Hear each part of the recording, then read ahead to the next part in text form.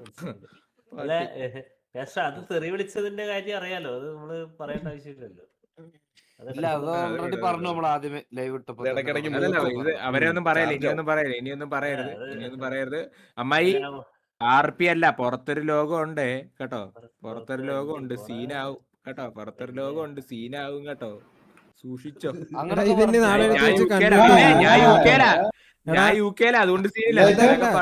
ഇതിന്റെ നീ ഇപ്പൊ പുറത്തെ ലോകം എന്ന് പറഞ്ഞില്ല, ഇത് നാളെ എടുത്ത് വെച്ച് കൺവേർട്ട് ചെയ്യും. ഇത് നീ പറഞ്ഞു. അമ്മായി എന്നെ പറഞ്ഞതാ, എന്നോട് പറഞ്ഞതാ, എന്നോട് അവൻ അതങ്ങനെ പറ, അല്ലെങ്കിൽ അത് നാളെ എടുത്ത് വെച്ചിട്ട് നമ്മള് പുറത്തെ ലോകം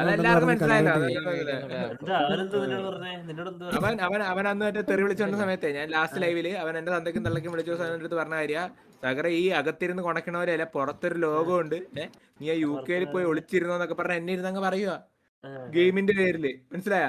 ആലോചിക്കണം, അവന്റെയൊക്കെ ചിന്ത, അവന്റെയൊക്കെ ഇതും ആലോചിക്കണം, മൈൻഡും ആലോചിക്കണം. വേണം പറ്റില്ലേ കളിക്കാൻ വരതറാ, പറ്റില്ലേ കളിക്കാൻ വരരുത്. ഇതിനകത്ത് കുറെ അവരാതൊക്കെ ഈ ക്ലിപ്പിൽ സംസാരിക്കുന്ന മാതിരി ഒരാളല്ലേ റാംബോ എന്തായാലും. അല്ലല്ല, നീ ആരെയൊക്കെ പോയി തല്ലും. നീ സിറ്റി കയറി ഓരോരുത്തന്മാര് ഓരോ ഗ്യാങ് ആയിട്ട് അടി ഉണ്ടാക്കുമ്പോ എല്ലാരും നിന്നെ ഇങ്ങനെ കളിയാക്കി വിടും. നീ എല്ലാവരും വീട്ടിൽ പോയി തല്ലു.